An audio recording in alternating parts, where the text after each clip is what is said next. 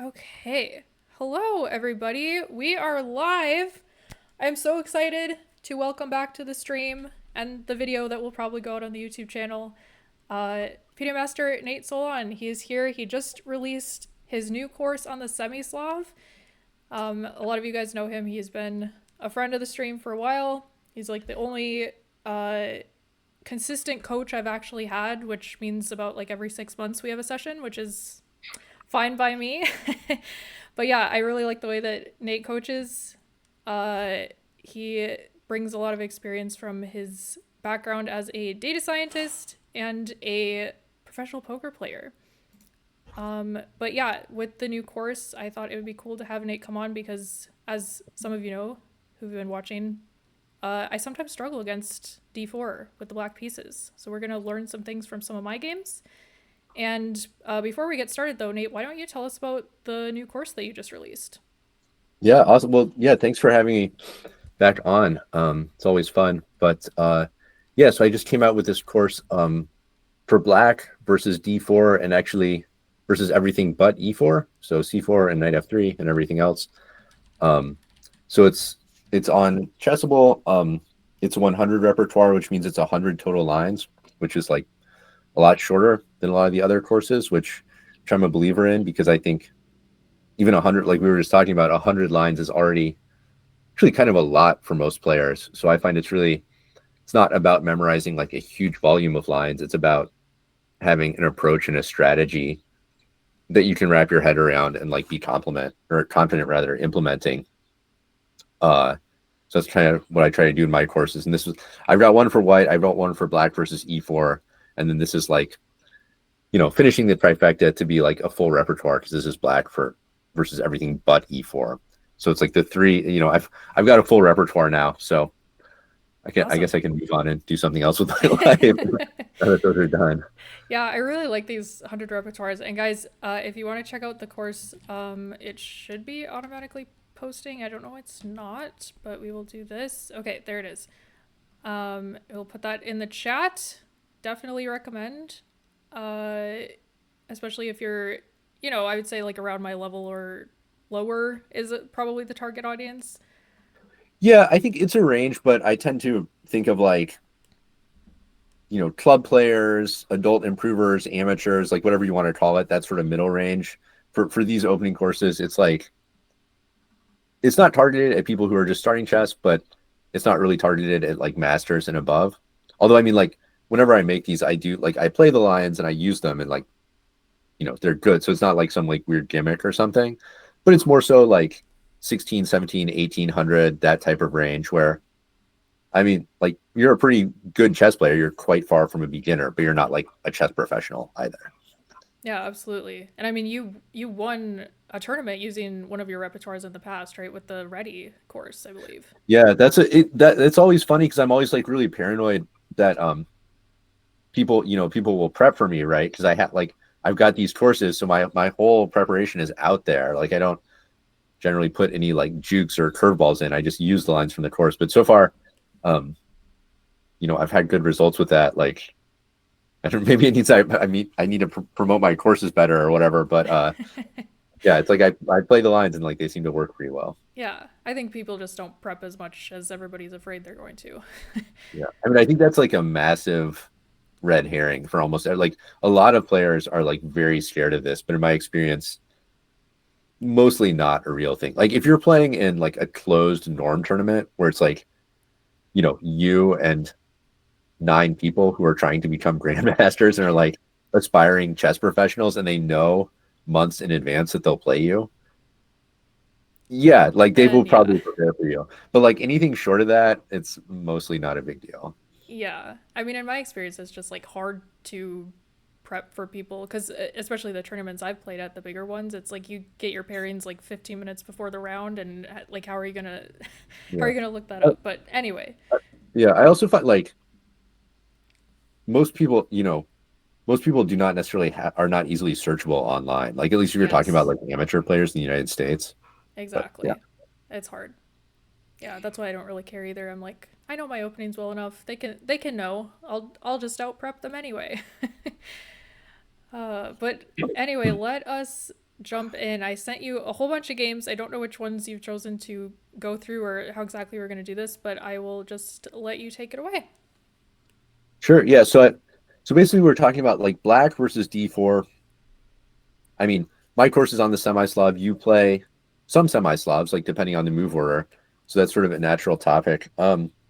One thing I looked at to start with was like your overall stats, Nice. because I feel like this is always interesting to look at as a sanity check. So this is what I have up. This is actually it's like one of those features. Chess.com has so many features that are maybe people don't know about because they're kind of hard to navigate too. But this is actually like the opening explorer on chess.com is really interesting, both to look at your own stats. But you can also look at other players, like maybe a little bit of a secret of how I make, or like one way I make these courses is sometimes or just any opening I prepare, sometimes I'll like follow a grandmaster Mm, on their chess.com account. Because like most grandmasters have public chess.com accounts that you can find. And if they're a specialist in an opening, like you can see all their openings yeah. and basically see their entire repertoire and like not only their opening repertoire, but how the games play out. So that can be super interesting as the starting point of a repertoire. But anyway, so right now though, I have got it set up to look at your rapid games. So it's interesting. Like one thing that's great is like you've played a lot of games under like pretty consistent like settings. Because one thing that's like so I have some background in data. Using data in chess can be tough because like for OTB, you typically have like a very small volume of games.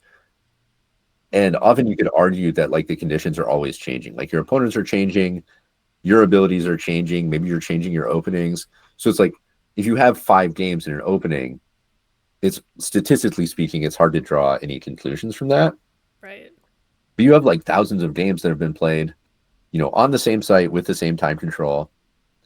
So that's actually pretty interesting. And then I think one thing right off the bat, as far as I would say a lot of players struggle against D4 with what like out of all the sort of major components of the repertoire, I think black versus D4 seems to be like what a lot of players struggle with the most. Yeah, I get And I think asked a lot about of, that all the time. yeah, for sure. I think a lot of it is just a numbers game of you can see here you faced E4 800 times and D4 300 times. Mm, So I think a lot of it just comes down to practice that you just are going to face E4 so much more often.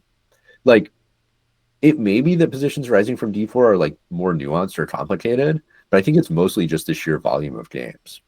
yeah, I can see that. Because then, when you finally do get a D4 game, you kind of panic because you don't see it as much. Or you can be in that cycle, right, of where you prepare an opening, but then by the time you get it on the board, you've like forgotten. So you're in this cycle where you never like Yes. actually retain anything, right? 100%. And I feel like I Um, see it more so actually over the board because I have been playing in, so, like I was telling you before we got on, I've been playing in some rapid tournaments, and a lot of the people, at least in my local scene, have started playing not E4, which is annoying. And so, but I haven't really done too much specific prep for it. So, yeah, and one thing I like about the semi-Slav, and one of the reasons I chose it is pretty resilient to. So like when you think about D4, well, your response to D4, knight F3, and C4 are all very closely linked because these can transpose very easily. right. So one nice thing about the semi-Slav is it's pretty resilient to that because like this setup with for people who aren't familiar with it, the semi-Slav is basically going to be characterized by this pawn triangle, and you can do that against a lot of white move orders, and it's pretty good, and like it's going to end up transposing quite often. Whereas there's some other black openings where maybe you can do it versus D4, like if your main opening versus D4 is like the Banco Gambit, let's say, that's very specific to like one move order. And then if your opponent plays like one knight F3 or one C4 or something, you might not be able to get into that. So it's like you have to have a different opening, Yeah, right? and it's Which having multiple like repertoires for, yeah. you know, very specific moves and move orders and stuff. Um, but anyway, so in terms of the stats, like it looks like just for e4 versus d4, you're scoring like a little better versus e4, but not a huge amount. And I like to look at this because like sometimes the openings you don't like facing or you don't feel comfortable facing are not necessarily like you're scoring that bad against. Like sometimes people just don't like to face certain openings, but they're scoring fine against them. So versus this, it's like okay, a little bit worse versus d4, but then where it actually got really interesting is if we drill down one move, you're usually playing d5. This is what I found really interesting is against the London, you're actually crushing, Oh, slay. right? 55, which because you're a London player as white, right? Yeah, yep. That kind of makes sense that you would have a lot of understanding there and like know how to react to that. Yeah, that's Um, interesting. but against the Queen's Gambit declined, you're kind of getting killed. It's like the reverse. Yeah. Oh, that's good to So I would know. say overall, like you're feeling that you're struggling versus D4, appears to be somewhat correct, but it's actually more specifically, it's all about the Queen's Gambit, right? You're actually doing Yeah. really well against the London, but really struggling against the Queen's Gambit. That is very Um, interesting. Yeah, I can't remember if I looked exactly at that, but I know it, the when it was just the first moves on there, I was surprised to see that my win rate was, seemingly fairly equal. But yeah, getting into the actual second move, it's like, okay, that actually makes more sense. That looks more the way it feels for me because I feel like, I don't know, maybe I just feel like I face the Queen's Gambit more often, which I guess I do. yeah, it looks so C4 is like a little more than twice as often as bishop F4, and then knight F3 can actually transpose to either the London or the Queen's Gambit, depending on whether white is going to follow up with bishop F4 or C4. So that one Mm, can kind of go either way. yeah.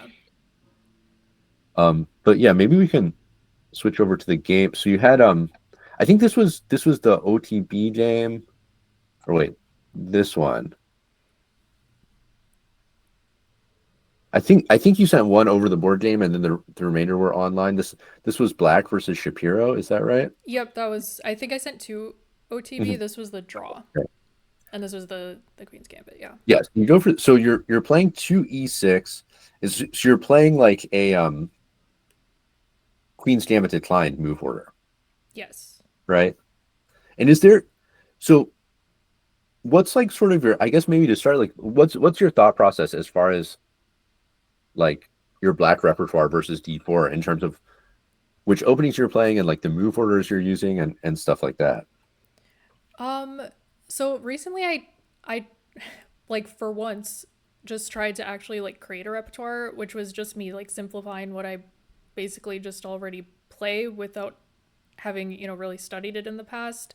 So I basically simplified to just playing the Queen's Gambit declined against pretty much everything except the London. But I guess I still play similar moves against the London. But yeah, and what that you know, unfortunately, there's not a ton of material out there that I was able to find on Mhm. the Queen's Gambit declined, and so it was me kind of just like playing around with what the best engine moves are, or what the majority of online players are playing, and that led me into these kind of like the positional lines, Uh-huh. which are they work, but they're a little boring, and I feel like the problems I've been having are that I'm not really sure what to do like after I get that initial setup Mhm. after like 5-10 moves. So yeah, I mean it's essentially just the move order with e6, and then I will often try and go for the Cambridge Springs, but usually at my Mhm. level people aren't really like falling for the trap that I like to set. So Yeah, that's actually so that's one huge difference between how you're playing the Semi-Slav and what I do in my course, because you go for the Cambridge Springs, yeah, whereas I go for the Botvinnik, which are really, really different. I Um, don't know what the Botvinnik is. yeah, okay, well maybe we could look at like one of these that gets to a okay, this was more of like a Catalan. Which one? Okay, but is there actually I think there was a Cambridge Springs in here, maybe. Yeah, I think they're Okay, here your opponent plays C5, which is a little unusual.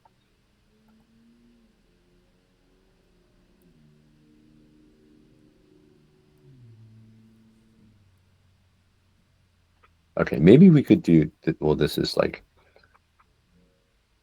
okay, so the Cambridge Springs would happen after e3, queen a5, right? So Yes.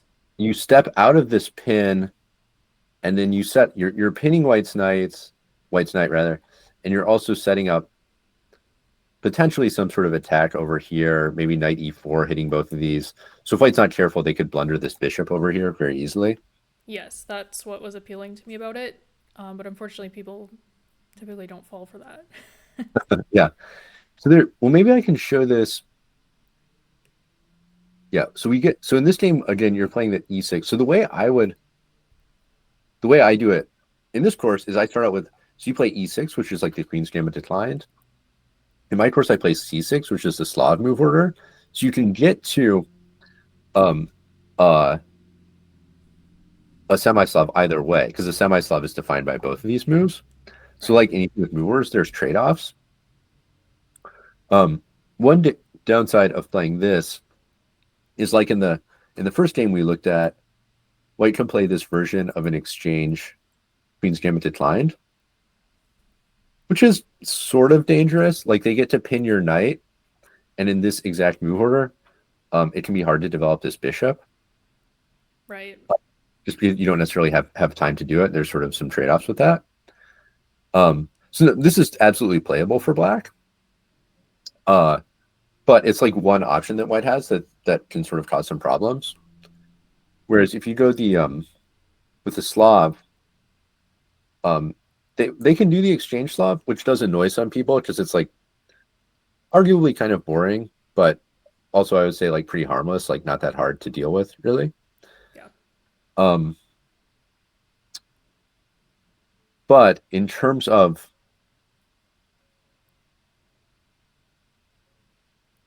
like so this would be a key position you get from the semi-Slav, where white plays bishop g5 and introduces this pin. So what you're doing right now is playing knight b7 and then queen a5, which is the Cambridge Springs. Yes. But what I would do, or at least what I do in this particular course, is to play d takes c4. Mm. This introduces the Botvinnik, which is, they're very different approaches. So I would say the Cambridge Springs, pretty solid. You're sort of playing like a queen's gambit decline style position, but with this like quirky queen placement over here. Personally, I'm not a huge fan of this because I feel like a lot of the times it just ends up being like a queen's gambit decline where you randomly moved your queen to the edge of the board in the opening. Yeah, Um, I would agree. like, I mean, I think like people, so you might be thinking like, oh, Nate's just like a random FM. Like this is like obviously a real opening that grandmasters play. So like, what does he know? Which like has some truth to it. But like, I remember there used to be this series, opening clinic with Jan Gustafsson, Mm. who was like Carlson's main like openings coach for a long time, and he said the same thing. He was like, "It's like, yeah, this Queen A5 move makes no sense." So it's like a lot It's of not just openings that you. have names and are like kind of playable are like, I don't know. I'm not a huge fan of it, but obviously it is a real opening. Like objectively, it is a playable opening. Yeah, what I've found is a lot of times here they will just exchange on d5 and then my queen is just kind of out there for no reason. And like I sure it mean, can build maybe up on the pin, but it doesn't really do much for me. I don't know much about this, but can you take here and like start piling up on this knight? Yeah, I think I forget the exact moves, but they do have some way to defend it. I think it's either bringing the queen to Yeah, I guess they c2. can just defend it with the rook and the Oh queen. wait. I don't know. There's probably like some theory here. I don't really know that much about the Cambridge Springs. Oh, okay. Um, but okay, so then in contrast, the Bodmanik you're going to take here, and then White's most logical move probably is e4 to try to take the center and get this pawn back, and then you defend it. Mm. So you're grabbing a pawn right off the bat, and if White doesn't do anything, you're just going to gradually like develop, consolidate, eventually break with c5, and just be up a pawn with a great position. So this sends the game down a very sharp route because white should act with like a great sense of urgency here, because like they're down a pawn, we're controlling all this space with this pawn chain on the queen side. So they can and should play e5, right? Sure. So now this knight is pinned and attack and can't move. So the only option is to counterattack. Oh, Um, okay. I feel like I've seen this somewhere. yeah, I mean, well, this is just the start of the line, but this is like a very sharp opening. So they usually play back, bishop back, and again you have to counterattack. And then here white can go for this temporary piece sacrifice to maintain the pin. Mm. They get 2 pawns for the piece, and then they're going to get this piece back at the end of the day. And then the traditional main line here was knight d7, which is still good, but which has a lot of theory. In my course, I recommend kind of a newer move, bishop e7. So this is like, I'm definitely a big believer in the value of surprise in the opening, but there's different ways you can go about it. You can try to surprise your opponent by playing an offbeat opening right off the bat, or you can play more of a mainstream opening, but play it in a different way later, right? So that's more of my approach here. Like Semi-Slav is absolutely a mainline opening, but I'm playing a somewhat less common move here, bishop e7, but which is also playable. So after this whole like sort of semi-forced line, we get to this position, the dust has kind of settled, material's equal, but the pawn structure is wildly asymmetrical. Like white has all these kingside pawns, the h pawn is even passed, but we have this big pawn chain on the queen side. Yeah. So it's like a really, really imbalanced position, which is still playable for both sides. But my like, I kind of like to take my opponent out of their comfort zone in the opening. So personally, I like this because I feel like if I play, to some extent the tamer strings, or even like to draw more of a distinction, suppose you play bishop e7 and just play it like a queen's gambit declined. Play bishop e7 castles. Like these moves are playable. Objectively, they're fine. Like you're developing your castling, but it's very hard for white to mess up here. Like as long as they follow any semblance of opening principles, like they develop this bishop, they castle, they do something with this queen and the rook to sort of get them into the game, white is going to have a totally acceptable position. Yeah. And typically it's kind of a boring one from my experience. Mm. As Yeah, I opposed mean, to the other setup you were showing where it's just craziness, which I kind of yeah, like. exactly. And like, I mean, you can play this way, but your opponent is going to be probably very much in their comfort zone up to move like 10 or 15. Yes. Whereas if I do this, I mean, so the game is already in like a very non-standard path where like you can't navigate this successfully for white just by knowing basic opening principles, Right. because like there are very sharp things happening already that require your attention, And so I believe that when you pose your opponent unusual problems early in the opening, you provoke more mistakes, like both immediately in the opening, but also later, because they tend to get in time pressure. And I kind of believe that like a lot of blunders probably have something to do with like mental bandwidth getting exhausted. Like Mm. the more pressure you put your opponent under, the more they have to think about, the more likely they'll make some kind of blunder later. Yeah, that Um, makes sense. so that's why I like to, that's why this is my recommendation. I mean, the downside of this is, well, your king is not the safest, right? So if you make a mistake, you could get into like a lot of trouble quickly. And I've got it plenty of is, experience it with is, an it is unsafe pretty king. theoretical. So in theory, if your opponent's very well prepared, you should also be very well prepared, or you can really get into trouble. In my experience, in practice, below like the master level, and honestly, more realistically, like below the grandmaster level, almost no one is well prepared, frankly, in any opening. So like, I don't really see a whole lot of like deep preparation being uncorked on the board. So I think as long as you know your stuff pretty well, if your opponent's not like a grandmaster, like you're probably okay. Nice. So how do you in this position, what's like your general plan? Like how do you develop your other minor pieces and do you castle at all? Do you castle queenside? How do you do Yeah. that?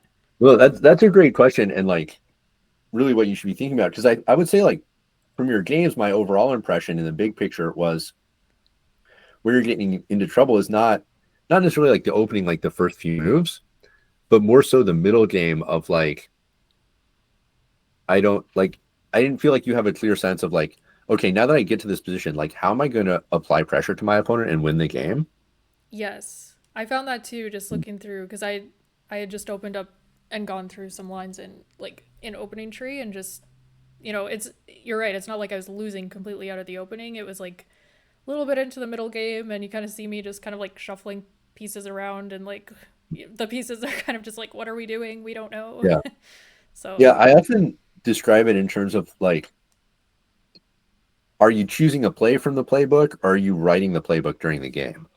mm, Right? Because one of those is a lot harder than the other. Just like, it's like people are coming at you, the clock is ticking down. Um, Very hard to write the playbook during the game. So you want to sort of have that playbook of typical plans that you can use. As far as this position, so I mean, it's very asymmetrical. So that sort of like lends itself to the sides having different plans. Um, we've got a lot of pawns on the queen side and not very many on the king side. So usually we're going to be castling queen side because that's where we have our pawn shield. Like it's somewhat advanced, but at least there are very many of those pawns. at least they're there, yeah. Whereas if you go over here, your king has no pawn shield. Right. Um, Other factors, this pawn is isolated and potentially weak on d4. So if you castle queenside and you put a rook there, you start piling up on that, which can be good. White, meanwhile, uh, this h pawn could become dangerous, especially in an endgame. They also often try to apply pressure on this diagonal. Mm. Typically, we're going to play bishop b7, and then at the right moment, free that bishop with c5. The knight can go either to d7 or a6. In this particular course, a lot of the lines I recommend, the knight goes to a6, and then we're going to castle queenside,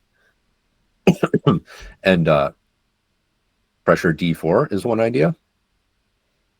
And And then with often, the oh, go ahead, yeah. sorry, with the knight on a6, are like do you just kind of keep it there and see like where it wants to go, or is the general plan to like reroute it to like c7, d5, or like b4, or just kind Yeah, of it depends? yeah. So, I mean, for the moment, knight f6 is kind of just getting it out of the way so you can castle, but obviously, the knight on the rim is dim. You don't want to leave it over there forever.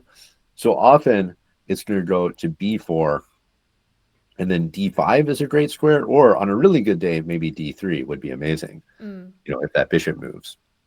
So there's a great trap here, which is kind of will show some of these ideas. So g3 is white's most popular move, getting ready to fianchetto out of the bishop.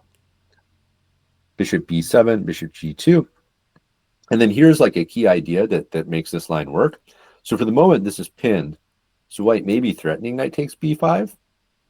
Mm-hmm. But one key principle in the Botvinnik is, even though it starts out by grabbing a pawn, it's not really a materialistic opening. It's more about dynamic play.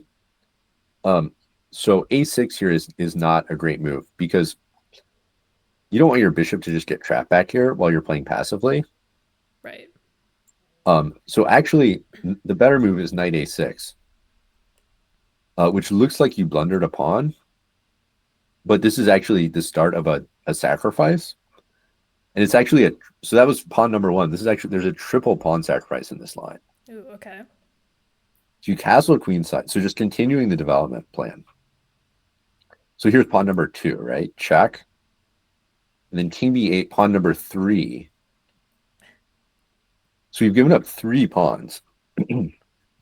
But in return, we got to develop all of our pieces.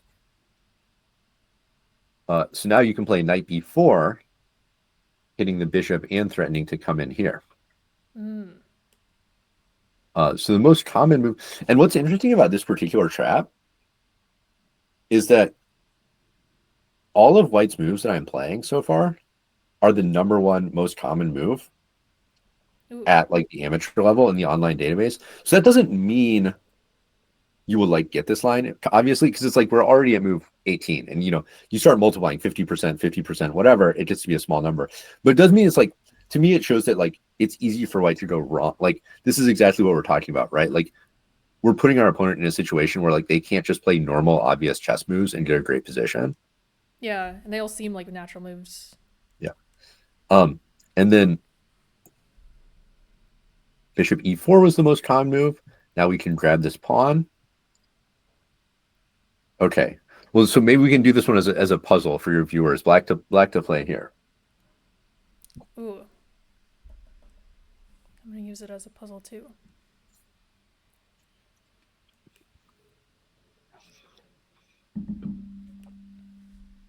Actually, while you think about that, let me just grab a water. I'll be right Okay, back. great.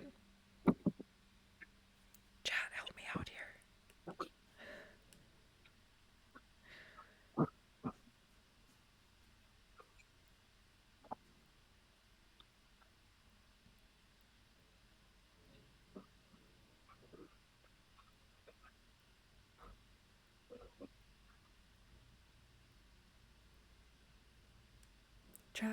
Chat, please.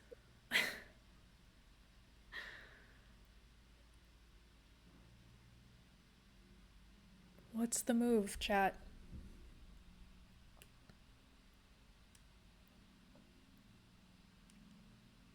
Rook e4, knight d3.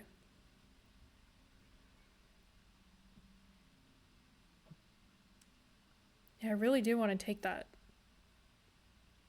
Is it just a... Oh, because then you're attacking the f2 pawn. I see. I was thinking queen e5, but I think that's too slow. Okay, Nate, we have an answer from the Okay. chat. I Yes. cheated from them. Uh-huh. Is Yeah, it... I've got my Guy Fieri Flavor Town sparkling water. Love it. Is it rook takes e4 followed by knight d3? Exactly. Very good. So yeah, once this knight lands on d3, it is absolute devastation because white's king can move to 4 different squares, but it's going to be either losing the queen or checkmate, no matter what. So king f1, queen f2, right? Mm-hmm. King d1, knight f2 is a fork. King e2. In this case, we can play queen b2 and come around this way. Ooh, that's nice. I think, or maybe probably both win. Yeah. So now if king comes up, this is mate. And if king goes this way, well, there's probably multiple ways to win. But for example, f5, picking up the queen. So this is just total carnage, no matter which way white goes. And you know what? I actually just got an email from someone who just was starting working on the course. And he sent me a game where he had this position on the, like, this was his actual game. This was the final position. Oh my gosh. Online game. And he didn't have to use any time because he just got to play this trap, which, again, you don't want to like count on traps too much in the opening because, of course, more often than not, you will not get this 23 move line on the board. But it kind of illustrates some typical ideas, and it shows that, like, white doesn't have to make a ridiculous mistake to get in trouble in this opening. Like, they can get in trouble with some natural looking moves. Yeah, that is very nice. So, what if the bishop, instead of going to e4, what if it just goes back to g2? G2. Well, I think then we can just come in with knight d3 directly. Oh, yeah. Oh, yeah, that makes sense.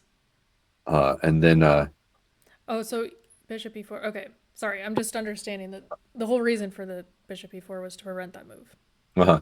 and so it turns out, if you really want to get into the theory, white's best move is queen f3. And this ends up leading, like if both sides play perfectly from here, you end up in an equal endgame. So like the top engine line is like knight c2. I'm kind of forgetting if you trade first. Maybe queen f3. I'm even mixing up my own move orders. But the engine wants to play this to break up white's pawns before taking the exchange. And then you end up in this endgame, Okay. which is a draw according to the engine. But either side could still win here because it's still quite imbalanced. You've got an exchange for 2 pawns. White perhaps could one day promote one of these pawns, but also as black, you can like bring your rook over and start harassing white's king and pawns. So I don't know. I mean, I wouldn't worry about this too much. I don't think you're going to get this position on the board, but according to the engine, that is actually like best play. So white can still save themselves if they're very precise. Good to know. Maybe, you know, in terms of sort of like, do you want to go for like the Queen's Gambit Declined or the Semi-Slav? I would say, you know, so much of the opening is like, what position do you like to play, right? So the Queen's Right. Gambit Declined, where you just do this and this stuff first, is very good if you like to play it safe. And you're just like, okay, you know what? Let me get a foothold in the center. Let me castle, and then like I'll figure the rest of it out. And like I don't mind being a bit cramped. I don't mind playing a long maneuvering game and perhaps an end game.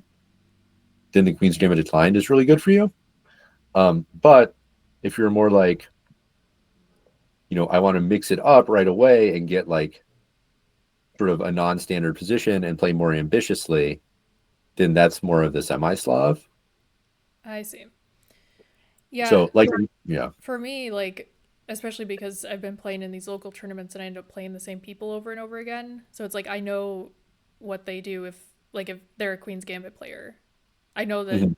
the lines that we typically go down and we will have the same game, for the first 14, 15, 16 moves. So for me, looking into some of these more exciting lines, it's more just like trying to mix it up and get them out of their comfort zone because I know what they're going to play if I don't mix it up. And just having that extra tool in my arsenal. Yeah, so you could, I mean, it would be interesting to try that against some of those opponents, but okay, yeah, I got way far afield from the first game we were looking at. So this in this game you do actually go for the Queen's Gambit Declined and go knight b. By the way, is there any reason that you do this knight d7 move order as opposed to like bishop e7 or c6? There's You want to trick them with the knight takes d5 trap? Yeah, there's that trap. That's pretty much all. Probably not going to work on the repeat opponents. No, I don't think so. But Yeah. now it's just, it's just how I play it. Yeah, I mean, this knight would often go here anyway. I mean, one interesting thing about this, so now we're really, this is not the Semi-Slav, now we're into the Queen's Gambit Declined. This is an opening that you can play a lot of different ways as far as how it goes from here. Because, you know, you're doing this stuff. So you castle. So there's a bunch of different stuff people do here. Sometimes I think there's a system with h6 and knight h5 where they trade, you know, so like this. I might be messing up some move orders here. I don't really play this, but sometimes they even castle queenside in something like this. Mm. After castles, which you did, there's also some lines where they push these queenside pawns like very aggressively. That's another way you could play it. Right. I've found that to be less effective just because it makes my c pawn backwards and I have a hard time defending it. Yeah. But I So mean, that's I sort haven't of really studied it that much. it's sort of a risky approach. Yeah. What you did though with Rook E894, this is really solid. Like I checked it. I checked this line. This has been played like a lot at the grandmaster level, so this is definitely a valid way to play it.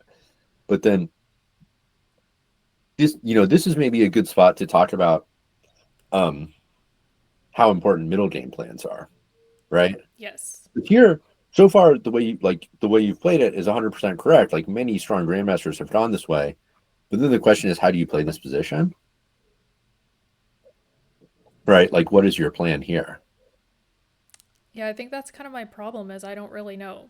Because often it seems like they will get this queenside attack with the, minority, the pawns coming forward, and I feel like I should be playing on the king side, but I don't really know like how to do that or like where exactly my pieces should go. Yeah, I was looking at this a little bit. So you're definitely right that it makes the most sense for you to play on the king side because that's you've got this e4 pawn, which is kind of a wedge that's like controlling some space on the king side, and it's a little bit hard for white's pieces and especially the queen to shift over to the king side. Yeah. Uh, so that gives you some room to operate over there. Uh, so actually, I think this is a great example of like knowing a typical idea because in this position, I really like to move h5, Mm. sending this h pawn down to start to soften up white's king side. Um, so if they play b4, I'd play h4, and then they have to decide do they want to let me play h3, which would really soften up the light scores. But if they play h3, then I've also kind of provoked a weakness, and maybe we can use that to attack at some point. Yeah, then I mean, in an ideal world, you're looking at like lining up your queen and bishop on that light diagonal and maybe sacking to get your queen in there and then getting your knight onto f3 and checkmating. Yeah, and there can be some. I've seen some lines too where like if you can somehow get a rook over here, Yes, that's the other that can thing. be powerful too. So that would just be like an example of sort of one idea to like have in the playbook, like this idea of pushing this H pawn. Yeah, that's good to remember because I feel like I hesitate to do that sometimes because I'm worried that it makes my king less safe. But I guess in these kinds of positions, like, what are they going to do about it, you know? Yeah, it can't it can make your king less safe anytime you push pawns in front of it, but you also have more control on that side of the board. And like if you're gonna push a pawn in front of your king, the H pawn, the rook pawn is the least dangerous. It's sort of like the Yeah. least important part, the least important part of the pawn shield. The other tech, I think you might even have made a video about this technique of like playing against the engine Oh, from yeah. the opposite side. So let's say we could even do yeah, maybe we can do that with the chat. So let's say H5. Let me open this in I think I have this in like chess base, like off screen.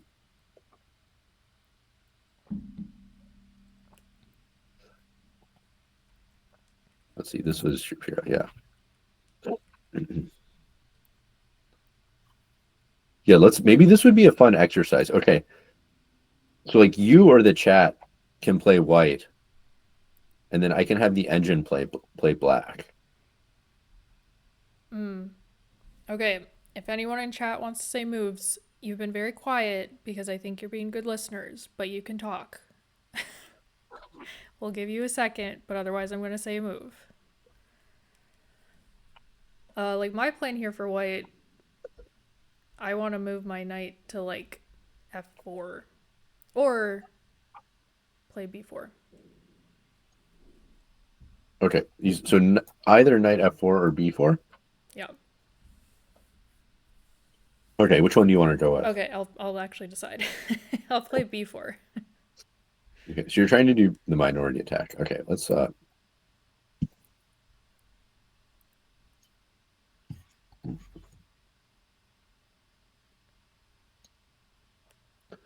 okay. So then black is going to play h4. I'm just playing the top engine moves for black Sure.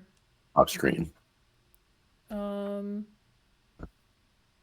Well, I'm not gonna play a top engine move, but I will play a natural move, which is maybe. Uh, Gosh, I don't play these positions. I was playing as a side note. I was playing the Queen's Gambit as white for a while, and whenever I faced the Semi-Slav, it was really annoying. So I guess Okay, well, that's maybe a good sign. I think that's a good sign. Okay, I would play. Okay, now how about knight f4? Okay, knight f4. Okay, the computer is gonna use that tempo to just come at you on the king side. Oh, wow. Okay. Let's go knight back to e2.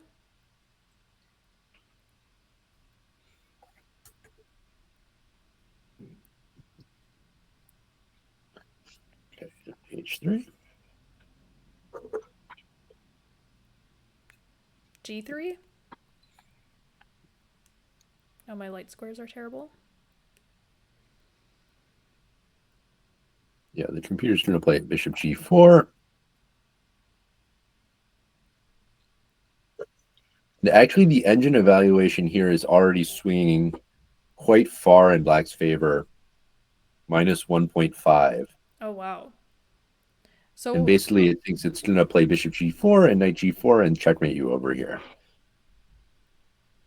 interesting. So what if instead, if we want to go back to like when I before I played knight f4, what if I played b5 instead?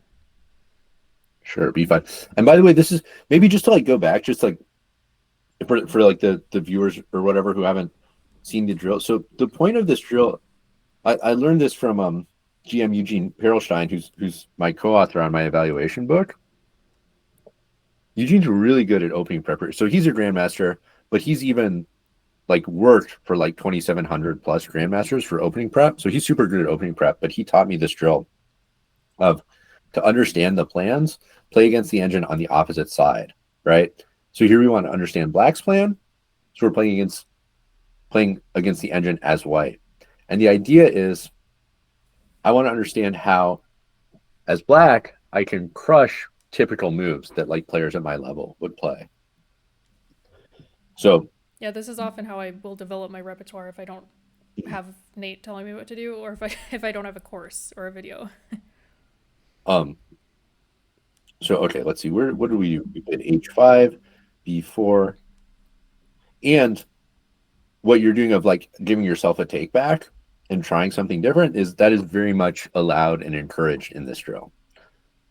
Because you want to see like how you would react to different tries for the opponent. So the engine's going to play h3 anyway. Oh, okay. Yeah, I would probably go into that like g3 thing then. So okay, then going back another move. What if I play h3 myself? Yeah, and then another thing that like you want to get from this is little rules of thumb. Yeah, Um, so like one thing that I can see, since I can see the engine lines, is that white should absolutely play h3 here. Like if they allow h3 and get the light squares opened up, it's extremely, extremely dangerous. But that's something that you can note as black. Like if they let my pawn get all the way to h3, that's great for me. yeah, So they can play h3. But these little rules of thumb and bits of knowledge are incredibly valuable. Okay, and now it's going to play bishop f5. um,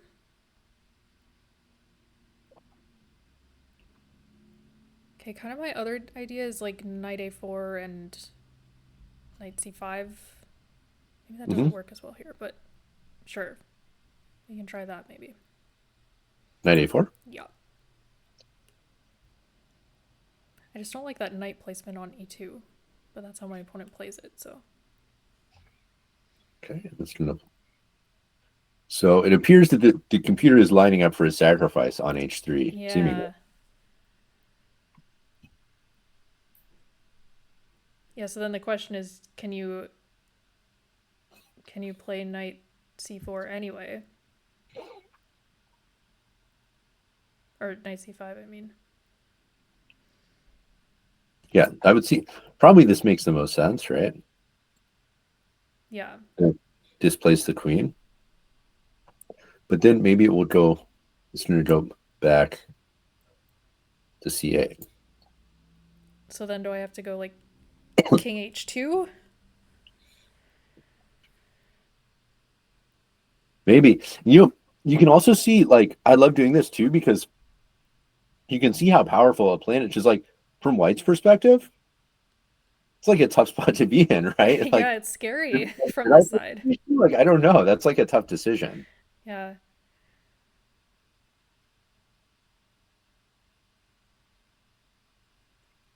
Yeah, I think I would go king h2 because my only other way to defend that is, well, either to let them do that and just assume it'll be fine, but I don't think it'll be fine.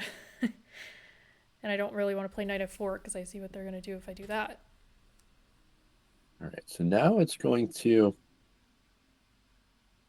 there's actually several moves that are all close here.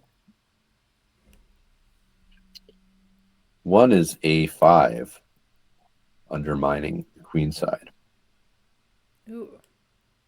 But okay, well maybe we could pause here because I mean you can like keep going with this drill as long as you want, right? Yeah. But I feel like we've already gotten a lot of like, starting from this position where we were feeling like we didn't know what to do. Um, I feel like just in, however long we did that, like 5 minutes or whatever, Yeah, we that gave me definitely some got like ideas. some very like valuable ideas that you could apply. One is pushing this H pawn to soften up white's king side. And like knowing that, I also find it gives me a lot of confidence, like knowing these things about the position. Because if I have this on the board, if I have this background knowledge of like, okay, I have this idea of pushing the H pawn. If white lets it to get to H3, that's actually a big mistake, and I get a huge attack. Um, it's like, and then imagine my pawn C on H4, and I know that. It's like I already know so much about the position that my opponent has to try to figure out Yeah, in that real. is true. So we got this idea of H5, H4. And then if white blocks that, we have a follow-up idea of bishop D7 and setting up the sack on H3. And maybe even the idea of undermining the B pawn if white plays A5. So it's like already like at least 3 ideas to use in this middle game. And then the other thing I would say that's really important about this is I'm a huge believer in opening files. So like whenever you do some sort of work like this to like document it, because Yes. obviously there are many openings in chess. This is not like the only position we have to worry about. So if you just do this once and don't write it down, it's gonna be very hard to remember. Yeah, exactly. So, Which is why I'm glad I'm so recording this so I don't have to yeah. write it down. I'll do that later. But I would for sure like whenever you do any opening work, whichever like format or software you use, you would definitely want to like save that so that you can review it. Yeah, and you have this good method of, playing blitz with the intention of basically just like continuously expanding your opening files, like every move or every game reviewing it and like adding one move to your repertoire or whatever. Yeah. Yeah. I always advocate this one move rule of like just learn one move per game. And I mean, it doesn't have to be like personally, I kind of like blitz, but it could also be rapid. It could be like whatever time control you play. Yeah, But online play is super good for that because you can play a lot of games quickly. Whereas, no matter how avid, even if you're going to a tournament every weekend, it's not really that many games. exactly. Yeah, and blitz you can Uh, crank a bunch of them out. Or rapid, I guess. yeah, maybe what else can we? I guess we don't have so much more time, but we can check out. There was a Slav game, I believe, right? Or excuse me, a London. Oh yes, this was the other OTB one, which I ended up winning, but probably shouldn't have. At So I least, like the setup you went for, and you played B6, which is okay. You actually oh mentioned yeah, I really like this setup with knight BD7 here. yes, I I just realized you have a comment here. yeah, that's my normal move order. I I've played. My comment is basically I've played this opponent in the past. He often ends up getting a strong attack on my king side by not castling, Mhm. basically, and that light scored bishop is often a part of that attack. And so my idea was I play b6, I trade off the light scored bishop, and then bada bing, bada boom, no more attack. But it's just bad. I should have just played the move that I normally play. Well, the thing about knight BD7 in this exact move order is that you're going to play E5. Yes. Uh, And that doesn't let his king stay in the center, basically. yeah, and as soon as you play E5, you equalize the position very easily. And Especially, I mean, I'd be curious to see the other games because I feel like once you play d5, it's very hard for white to attack your king. Yes. I don't even remember what exactly had happened in some of those other games, but yeah, it's been a problem where he just like doesn't castle and that rook gets opened up and then it's just like a problem. Right. But if he doesn't castle, you don't have to take on g3. Like, so if True. white played like queen e2, let's say, you could just play e5 immediately. Mm. Yeah, I think I need to be more committed to that plan because it is just kind of forcing. Because he doesn't Um, want to get forked on e4. yeah. So then typically you get like everything traded here. Right. And yeah, given, I guess maybe like knight f3, like could sort of force you to take this. But even here, they can't really attack your king. Um, so yeah, this is one way of playing against Solon that works really well. And in fact, like at the grandmaster level, generally people would not play this move over with white because this is way too easy for black to get this e5 and equalize. Yeah, But I okay, do really like that plan. I'm sorry, I just want to try and find one of our other games so I can see like why. Oh, he's played knight e5 in the past. um, Like like after I played yeah, queen c7 knight e5. here, this is probably a pretty good spot to now go knight c6 Mm. and start undermining that knight because that's sort of unstable at the moment. I mean, well, for the moment, you're just threatening to take that because you have three attackers against two defenders. But if he Yeah. plays this, you could come in with knight e4, hitting this. And also, one of the main ideas against a knight on e5 is to kick it out with f6 at the right moment. Right. But if I was gonna say what f if f4? maybe I think knight e4 still looks pretty decent. Okay. Yeah, I was curious what you'd think about that because I know you you play the London or have played the London before, right? And I know we've talked about London games. This is one problem that I have is being willing to put that knight on e4 like earlier than I want to. As um black. yeah, as Mhm. black because often I'm like, "Oh, they're going to trade and double my pawns," but like usually when Yeah. I look at it and that's like almost always like the move that the engine wants me to play just so I can get that f6 move in. Yeah, this is like one of your best tools is like, again, talking about these like typical middle game ideas. This is one of your best tools to slow down when white is trying to attack you on the king side. Because if they do this, then they can no longer use this bishop on the diagonal. This pawn is Right. sort of blocking everything up a lot. And yeah, once you move that knight, you can play f6 and chase their knight out. Another typical idea that might work well here is knight e7. So you can go over here sometimes and sometimes combine that with knight e4. Mm. I wouldn't be super. Yeah, I'm curious. I bet like I wonder if knight e7 might even be the top engine move. Okay, so there's a lot of different moves you can do. Knight e7 is decent. Even c4, which is a bit of a weird move to me because often you don't want to release this pressure. But I guess in this case, it stops white from playing here. And you can follow up with like this type of pawn avalanche over here. Yeah, I think I've tried that kind of idea sometimes in the past. Yeah, that's Or just good to even, know. Knight e7 I have not really seen, so that's a good plan to keep in mind. yeah, knight f5. Sometimes knight f5, knight e4, or even, I've even seen sometimes bishop e7, knight d6, and then you're controlling the e4 square with like everybody. So that's another typical plan. Let's see, in the game, Yeah, so this got, ironically, in your effort to avoid that type of attack, white actually got like a really strong version Yeah, of exactly that. it was very scary. Yeah, so I think this was, I would go with knight bd7 here. And actually,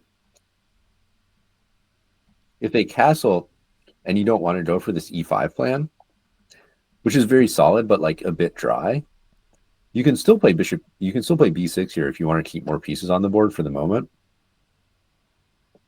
And then I guess we're also wondering about queen e2. But yeah, e5 is absolutely fine here. E5. Yeah, that's This good is to know. Just to build up to that basically as soon as possible. this is really the whole concept of this setup for black of playing bishop d6, c5, queen c7, knight d7. Like the whole point of all these moves in this order is ultimately to set up exactly e5. So once you break, get that break. Actually, maybe here it's even more. Once they castle, maybe you should double their pawns over there. You get this position, and white really has nothing going at all. Like Yeah, this is a nice position. very hard for white to do much. Of course, it's not that easy to do much as black either, but you do have a bit more central control. White has those doubled pawns in front of their king, so like if anyone has an edge here, it would be black. Yeah. Um, Yeah, knight of 3, you move your queen, and then you develop your bishop, and you're all good.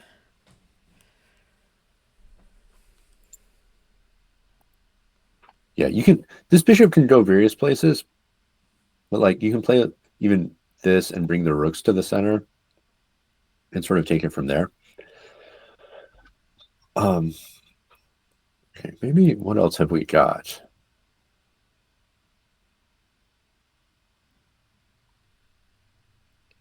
This was so this one your opponent. Maybe we should look at what was the other okay, so these were the OTB. We already checked the OTB games. Yes. Yeah, it was just those first two. I see. Gotcha. So we've looked at the London, we looked at some Queen's Gambit Decline. I'm trying to think if there's any other branches. Oh yeah, this is a great one actually. So here you sort of go for the semi-Slav setup. Your opponent chose not to develop their bishop outside the pawn chain. So we actually end up in a Carlsbad structure, Yes. right? Okay, Where yep. we've got these versus these guys. Mm-hmm. Kind of a good version for you because this bishop is trapped. Um, this is another example of a typical idea. So in the game you play knight f8, but to me this is a great spot for knight e4 Mm.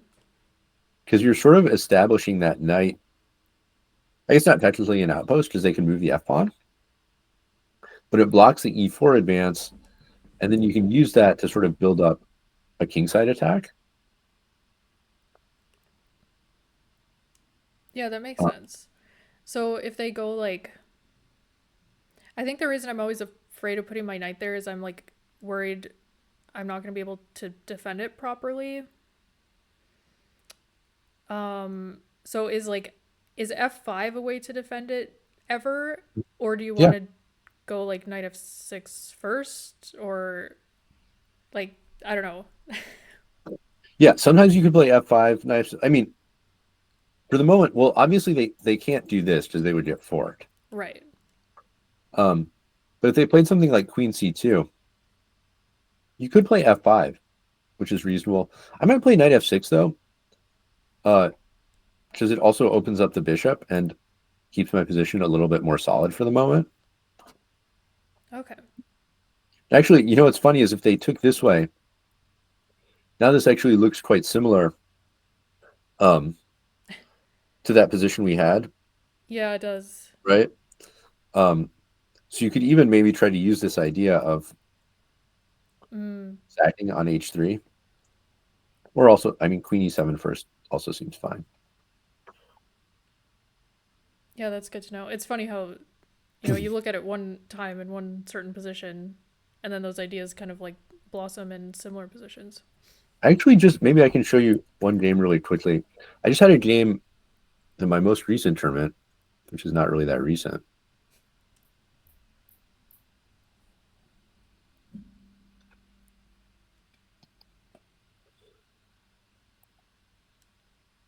Uh, Let me just pull this up.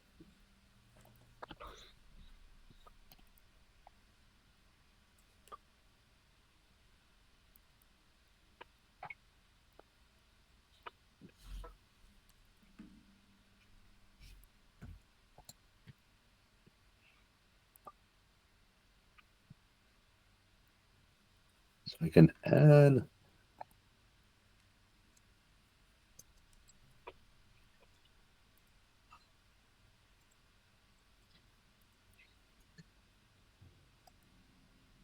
I just thought of this would just to show you like how these kind of knowing these typical ideas can be powerful. So this is an over the board game, and it's I think my opponent was a master. So it started out as a Trompowski, but we got the same structure. So like this is very similar to your position, right? Yeah, it is. Colors are reversed, but it's a Carlsbad structure with the bishop locked in. So it's very, very similar. So I use this knight e5 idea. Actually, if I played this again, I would even play a3 here just to Mm. stop e4. And it's actually hard for black to sort of untangle because they can't go a5 because this pawn would drop. So that sort of sets them back a while. But knight e5 is also okay. So they take, but I get to take with a pawn and drive their knight away. Mm. So again, like another example of that sort of knowledge of like, if you haven't seen this before, if you don't know it, it's like, is this pawn recapture good? Is it bad? Is it hard to say? But I've had this structure so many times. I know this is good for me. So like, I don't have to worry about that during the game. So you remember what knight f3? It's also interesting to like bring the queen first. Yeah, I know Or you, that the knight can't be on f6. yeah. But I brought the knight. And then I also knew that this structure where like if they do this and you control the dark squares is really good for white. Like you can even get some of this stuff is even you could get from the London, right? Yeah, it does look similar, I would say, to some London positions I've gotten.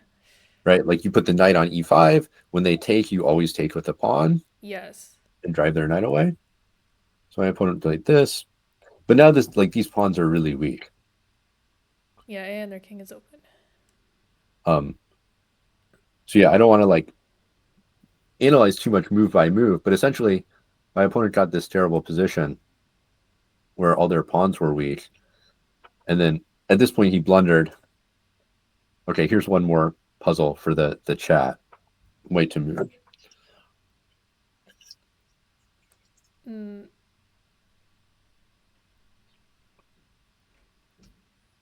Chat, help me out here. I'm looking at putting something on f5. Uh,